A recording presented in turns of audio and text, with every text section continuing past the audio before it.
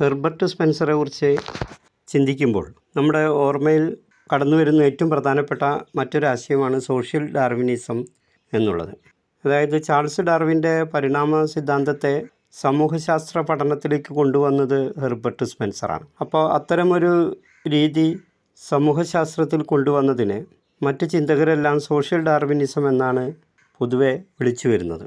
ജൈവ പരിണാമ സിദ്ധാന്തങ്ങളെ ആധാരമാക്കി പല ചിന്തകരും തങ്ങളുടെ സാമൂഹ്യശാസ്ത്ര സിദ്ധാന്തങ്ങൾക്ക് രൂപം കൊടുത്തിട്ടുണ്ട്. പ്രകൃതിയുടെ തിരഞ്ഞെടുക്കൽ അഥവാ നാച്ചുറൽ സെലക്ഷൻ, നിലനിൽപ്പിനായുള്ള സമരം അഥവാ സ്ട്രഗിൾ ഫോർ എക്സിസ്റ്റൻസ്, കഴിവുള്ളവയുടെ അതിജീവനം അഥവാ സർവൈവൽ ഓഫ് ദി ഫിറ്റസ്റ്റ് എന്നീ അടിസ്ഥാന പ്രമാണങ്ങളാണ് സാമൂഹിക ശാസ്ത്രജ്ഞർ ചാൾസ് ഡാർവിൻ്റെ പരിണാമ സിദ്ധാന്തത്തിൽ നിന്നും കടമെടുത്തത്. സാമൂഹിക പരിണാമവാദം രൂപപ്പെടാൻ ഇത് കാരണമായി. സ്പെൻസറാണ് സാമൂഹിക പരിണാമവാദത്തിൻ്റെ പ്രധാന ഉപജ്ഞാതാവ്. ഈ ആശയത്തെ കൂടുതൽ സമ്പന്നമാക്കാൻ വേണ്ടി പരിശ്രമിച്ച മറ്റ് സാമൂഹിക സാമ്പത്തിക ശാസ്ത്രകാരന്മാരും ഉണ്ട്. ഇറ്റാലിയൻ സാമൂഹിക ചിന്തകനായ മൈക്കൽ ഏഞ്ചലോ വെക്കാരോ, ബ്രിട്ടീഷ് സാമ്പത്തിക ശാസ്ത്രകാരനായ വാൾട്ടർ ബാഗ്ഹോട്ട്, ഓസ്ട്രിയക്കാരനായ ലുഡ്വിങ്, അമേരിക്കൻ സാമൂഹ്യ ശാസ്ത്രകാരനായ W.C. സംനർ എന്നിവരെല്ലാം സാമൂഹിക പരിണാമവാദത്തിന് കൂടുതൽ പ്രചാരം നൽകിയവരാണ്. ചാൾസ് ഡാർവിൻ തൻ്റെ നിഗമനങ്ങൾ 1859 the origin of the species by means of natural selection or the preservation of the favoured races in the struggle for life എന്ന ഗ്രന്ഥത്തിലൂടെ പ്രകാശനം ചെയ്തു. പുതിയ ജീവിവർഗങ്ങൾ പരിണാമ പ്രക്രിയയിലൂടെ നിലവിൽ വരുന്നുവെന്നും പ്രകൃതിയുമായി ഇണങ്ങിച്ചേരാൻ കഴിയുന്നവ നിലനിൽക്കുന്നുവെന്നും അല്ലാത്തവ നശിച്ചു പോകുമെന്നും ഡാർവിൻ കണ്ടെത്തി. അനിയന്ത്രിതമായ നിരക്കിലുള്ള പെരുപ്പം മൂലം പ്രകൃതി വിഭവങ്ങൾക്ക് വേണ്ടി ജീവികൾ തമ്മിൽ നിരന്തരം സംഘട്ടനങ്ങളിലേർപ്പെടും. അങ്ങനെ സംഘർഷങ്ങളിലേർപ്പെടുകയും അവയിൽ കൂടുതൽ ബലമുള്ളവയും സാഹചര്യങ്ങളോട് പൊരുത്തപ്പെടാൻ കഴിവുള്ളവയും നിലനിൽക്കുകയും പരിണാമ പ്രക്രിയ അനുസ്യൂതം തുടരുകയും ചെയ്യുമെന്നാണ് ഡാർവിൻ കണ്ടെത്തിയത്. സാമൂഹിക പ്രതിഭാസങ്ങളെ വിശകലനം ചെയ്യുന്നതിന് സ്പെൻസർ സ്വീകരിച്ചതും ഇത്തരം വാദഗതികൾ തന്നെയായിരുന്നു. സമൂഹത്തിലും കഴിവുള്ളവരും കഴിവ് കുറഞ്ഞവരും എന്ന ഒരു ചേരിതിരിവ് സാധ്യമാണെന്നും അതിജീവനത്തിനായുള്ള സമരത്തിൽ അശക്തരെ പിന്തള്ളി ശക്തരായവർ വിജയം വരിക്കുമെന്നും സ്പെൻസർ അഭിപ്രായപ്പെടുന്നു. അസമത്വം പ്രകൃതി നിയമമായതിനാൽ വ്യക്തികളെ പല തട്ടുകളാക്കിയുള്ള ഒരു സാമൂഹിക ക്രമത്തെ ന്യായീകരിക്കാവുന്നതാണ്. അതുകൊണ്ട് തന്നെ ധനികനും ദരിദ്രനും ഒരേ സമൂഹത്തിൻ്റെ തന്നെ അവിഭാജ്യ ഘടകങ്ങളാണ്. സമ്പത്തിൻ്റെ അസന്തുലിതമായ വിതരണത്തെയും അടിമ ഉടമ ബന്ധങ്ങളെയും ന്യായീകരിക്കുവാൻ ഈ ചിന്താഗതി ഉപകാരപ്പെട്ടു. ലെസ്റ്റർ വാർഡിനെ പോലെയുള്ള സാമൂഹ്യശാസ്ത്രകാരന്മാർ സമൂഹത്തിലെ പാവപ്പെട്ടവർക്ക് വേണ്ടിയുള്ള ക്ഷേമ പ്രവർത്തനങ്ങളെ ശക്തമായി എതിർക്കുകയും അവശ്യ ജനവിഭാഗങ്ങളുടെ സംഖ്യ വർദ്ധിക്കാതിരിക്കുന്നതിനുള്ള നടപടികൾ ഏർപ്പെടുത്തണമെന്ന് ആവശ്യപ്പെടുകയുമുണ്ടായി. പിന്നീട് വന്ന പല സാമൂഹിക ചിന്തകരും സാമൂഹിക പരിണാമവാദത്തെ തള്ളിക്കളയുകയും സമൂഹത്തിലെ അവശ്യ ജനവിഭാഗങ്ങൾക്കും തുല്യമായ പരിഗണന ലഭിക്കുന്ന സാമൂഹിക ക്രമം ഉണ്ടാകണമെന്ന് വാദിക്കുകയും ചെയ്തു. സാമൂഹിക പരിണാമത്തിൽ സവിശേഷമായ ഒരു ക്രമം ദർശിക്കാൻ കഴിയുമെന്ന് സ്പെൻസർ ചൂണ്ടിക്കാണിക്കുന്നു. താരതമ്യേന ലളിതമായ ഘടനകളിൽ നിന്നും ക്രമേണയുള്ള പരിണാമ പ്രക്രിയയുടെ ഫലമായി ഇന്ന് നാം കാണുന്ന തരത്തിലുള്ള സമൂഹങ്ങൾ ഉടലെടുത്തു എന്നാണ് സാമൂഹിക പരിണാമ സിദ്ധാന്തത്തിൻ്റെ അന്തഃസത്ത. 4 തലങ്ങളിലായാണ് ഈ പ്രക്രിയ പൊതുവെ നടക്കുന്നത്. സിമ്പിൾ സൊസൈറ്റി അഥവാ ലളിതമായ സമൂഹം. ആദ്യകാല സമൂഹങ്ങളിൽ കുടുംബങ്ങൾ പലയിടങ്ങളിലായി ചിന്നിച്ചിതറി കിടക്കുന്നതും പരസ്പര ബന്ധങ്ങൾ കുറഞ്ഞവയുമായിരുന്നു. രണ്ടാമത്തെ തലം എന്ന് പറയുന്നത് കോമ്പൗണ്ട് സൊസൈറ്റി എന്നുള്ളതാണ്. കുടുംബങ്ങൾ ചേർന്ന് ഗോത്രങ്ങൾ അഥവാ ക്ലാൻസ് രൂപപ്പെടുകയും വിവിധ കാലഘട്ടങ്ങളിലൂടെയുള്ള സമൂഹത്തിൻ്റെ ഘടനാപരമായ പരിണാമ പ്രക്രിയ തുടരുകയും ചെയ്തു. അടുത്ത തലം എന്ന് പറയുന്നത് ഡബ്ലി കോമ്പൗണ്ട് സൊസൈറ്റി. വിവിധ ഗോത്രങ്ങൾ ചേർന്നുള്ള സാമൂഹിക ജീവിത രീതി കൂടുതൽ കെട്ടുറപ്പുള്ള സാമൂഹിക ഘടനയ്ക്കും വിവിധ വർഗങ്ങളുടെ ഉത്ഭവത്തിനും കാരണമായി. നാലാമത്തെ തലം എന്ന് പറയുന്നത് ട്രിപ്പിൾ കോമ്പൗണ്ട് സൊസൈറ്റി. വിവിധ ഗോത്രങ്ങൾ ചേർന്ന് ഒരു രാഷ്ട്രം അഥവാ നേഷൻ രൂപപ്പെടുന്ന ഘട്ടമാണിത്. ഇതോടെ സമൂഹത്തിന് സങ്കീർണമായ ഒരു ഘടന കൈവരുന്നു. സമൂഹത്തിൻ്റെ വലിപ്പം കൂടുന്നതിനനുസരിച്ച് അധികാര ശ്രേണികളും ഉടലെടുക്കുന്നു. വിവിധങ്ങളായ ധർമ്മങ്ങൾക്ക് വിവിധങ്ങളായ അധികാര സ്ഥാനങ്ങൾ ഉടലെടുക്കുന്നു. ഒന്നോ അതിലധികമോ വ്യക്തികൾ ഉൾക്കൊള്ളുന്നതായിരിക്കും ഇത്തരം അധികാര സ്ഥാനങ്ങൾ.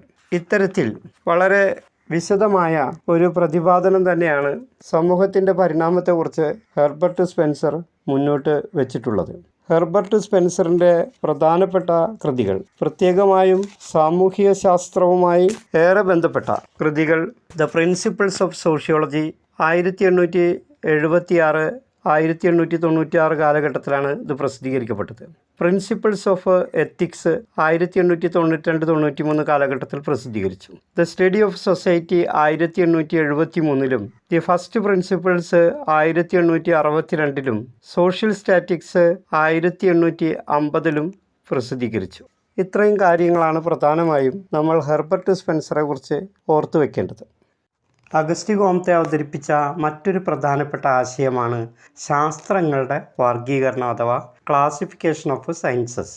മനുഷ്യവിജ്ഞാനത്തെ വർഗീകരിക്കുന്നതിനുള്ള ശ്രമങ്ങൾ പൗരാണിക കാലം മുതൽക്ക് ഉണ്ട്. പുരാതന ഗ്രീക്കുകാർ അറിവിനെ ഫിസിക്സ്, എത്തിക്സ് ആൻഡ് പൊളിറ്റിക്സ് എന്നിങ്ങനെയാണ് വർഗീകരിച്ചിരുന്നത്. ഫ്രാൻസിസ് ബേക്കനാകട്ടെ വിജ്ഞാനത്തെ വർഗീകരിച്ചത് 3 ഭാഗങ്ങളായിട്ടാണ്. അത് ഹിസ്റ്ററി, പോയട്രി, സയൻസ് എന്നിങ്ങനെയാണ്.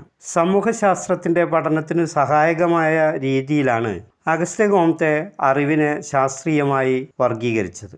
ഇതുമൂലം സാമൂഹിക ശാസ്ത്രവും മറ്റു വിഷയങ്ങളുമായുള്ള ബന്ധത്തെ സ്ഥാപിക്കാൻ അഗസ്റ്റെ കോംതെക്ക് കഴിഞ്ഞു. കോംതെയുടെ നിരീക്ഷണത്തിൽ എല്ലാ അറിവുകളും 3 ഘട്ടങ്ങളുടെ നിയമമനുസരിച്ചാണ് വികാസം പ്രാപിച്ചിട്ടുള്ളത്.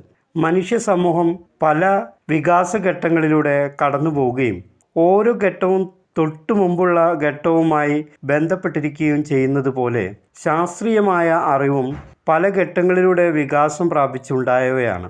ഓരോ ശാസ്ത്രത്തിൻ്റെയും വളർച്ചയുടെ വേഗത വ്യത്യാസപ്പെട്ടിരിക്കും. ശാസ്ത്രങ്ങളുടെ വർഗീകരണത്തിന് കോംതെ പ്രയോജനപ്പെടുത്തിയത് 2 തത്വങ്ങളാണ്. ഒന്ന് law of increasing dependency and law of decreasing generality. ഈ തത്വങ്ങളനുസരിച്ച് അറിവിനെ വർഗീകരിക്കുമ്പോൾ നമുക്ക് ഒരു ശാസ്ത്രത്തിൻ്റെ ഒരു പ്രത്യേക ശ്രേണി ലഭിക്കുന്നു. ഈ ശ്രേണി പ്രകാരം ഏറ്റവും ലളിതമായ ശാസ്ത്രം അഥവാ ഗണിതശാസ്ത്രം ഈ ശാസ്ത്രത്തിൻ്റെ വർഗീകരണത്തിൻ്റെ ശ്രേണിയുടെ ഏറ്റവും താഴെത്തട്ടിലും, തൊട്ടുമുകളിലായി അസ്ട്രോണമി, അതിനു മുകളിൽ ഫിസിക്സ്, അതിനു മുകളിൽ രസതന്ത്രം അഥവാ കെമിസ്ട്രി, അതിനു മുകളിൽ ബയോളജി അഥവാ ജീവശാസ്ത്രം. ഈ വർഗീകരണത്തിൻ്റെ പിരമിഡിൻ്റെ ഏറ്റവും മുകൾ ഭാഗത്തായിട്ട് സാമൂഹ്യശാസ്ത്രം അഥവാ സോഷ്യോളജി വരുന്ന രീതിയിലാണ് അഗസ്റ്റ് കോംതെ ശാസ്ത്രത്തെ വർഗീകരിച്ചത്. അതായത് മറ്റു വിഷയങ്ങളുമായുള്ള ആശ്രിതത്വത്തിൻ്റെ അടിസ്ഥാനത്തിലാണ് ഈ ശാസ്ത്രങ്ങളുടെ വർഗീകരണം അദ്ദേഹം പൂർത്തിയാക്കിയത്. അപ്പോൾ മറ്റ് ശാസ്ത്രങ്ങളുമായിട്ടുള്ള ആശ്രിതത്വം ഏറ്റവും കുറവുള്ള വിഷയവും ഗണിതശാസ്ത്രമാണ്. അതുകൊണ്ട് തന്നെ ഗണിതശാസ്ത്രമാണ് ഏറ്റവും ലളിതമായ ശാസ്ത്രം എന്നാണ് അഗസ്റ്റെ കോംതെ അഭിപ്രായപ്പെടുന്നത്. എന്നാൽ മറ്റെല്ലാ വിഷയങ്ങളുമായിട്ടുള്ള ആശ്രിതത്വം ഏറ്റവും കൂടുതലുള്ളത് സോഷ്യോളജിക്കാണ്. അതുകൊണ്ട് സോഷ്യോളജിയാണ് ഏറ്റവും സങ്കീർണമായ ശാസ്ത്രമെന്ന് അഗസ്റ്റെ കോംതെ അഭിപ്രായപ്പെടുന്നു. ഇപ്പോൾ ചില വസ്തുതകൾ ലളിതവും മറ്റു ചിലത് സങ്കീർണവുമാണ്. കോംതെയുടെ അഭിപ്രായത്തിൽ ഏറ്റവും ലളിതമായത് ഗണിതശാസ്ത്രമാണ്. ഗണിതശാസ്ത്ര സങ്കല്പങ്ങളാണ് പ്രകൃതി നിയമങ്ങളെ വിശകലനം ചെയ്യുന്നതിന് ഏറ്റവും അധികം ഉപയോഗപ്പെടുത്തുന്നത്. എല്ലാ ശാസ്ത്രങ്ങളും ദൈവശാസ്ത്രപരവും അതിഭൗതികവും അവസാനം വാസ്തവികവുമായ 3 ഘട്ടങ്ങളിലൂടെയാണ് കടന്നു പോകുന്നത്. എല്ലാ ശാസ്ത്രങ്ങളുടെയും അടിത്തറ ഗണിതശാസ്ത്രമാണ്. ഇപ്പോൾ ഗണിതശാസ്ത്രപരമായ അറിവുകൾ വസ്തുതാപരമായതിനാൽ വാസ്തവികതാ ഘട്ടത്തിൻ്റെ ശാസ്ത്രമായാണ് അഗസ്റ്റെ കോംതെ ഗണിതശാസ്ത്രത്തെ കണക്കാക്കുന്നത്. ഇതര ശാസ്ത്രങ്ങളെ അദ്ദേഹം 2ആയി വിഭജിച്ചു.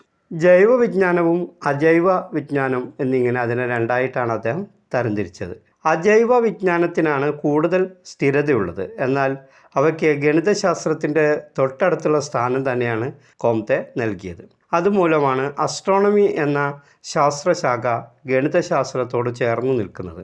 അസ്ട്രോണമി പഠിക്കണമെങ്കിൽ ഗണിതശാസ്ത്ര തത്വങ്ങൾ അറിഞ്ഞിരിക്കണം. സൗരയൂഥത്തിലെ ബലതന്ത്ര നിയമങ്ങൾ പഠിക്കുന്ന വിജ്ഞാന ശാഖയാണ് ഫിസിക്സ്. അതുകൊണ്ട് തന്നെ ആകാശഗോളങ്ങളുടെ ചലനത്തെക്കുറിച്ച് പഠിക്കുന്ന അസ്ട്രോണമി എന്ന ശാസ്ത്രശാഖയുടെ തൊട്ടടുത്ത സ്ഥാനം ഫിസിക്സിന് അദ്ദേഹം നൽകി. കെമിസ്ട്രിയുടെ സ്ഥാനം ഫിസിക്സിന് അടുത്തു തന്നെയാണ്. എന്നാൽ ഗണിതശാസ്ത്ര തത്വങ്ങളും ഭൗതിക ശാസ്ത്ര തത്വങ്ങളും അറിഞ്ഞാൽ മാത്രമേ രസതന്ത്രം എന്ന വിഷയം പഠിക്കുവാൻ കഴിയുകയുള്ളൂ. ജീവികളിൽ സംഭവിക്കുന്ന ഏതു പ്രവർത്തനവും രാസപ്രവർത്തനങ്ങളുടെ ഫലമായാണ് സംഭവിക്കുന്നത്.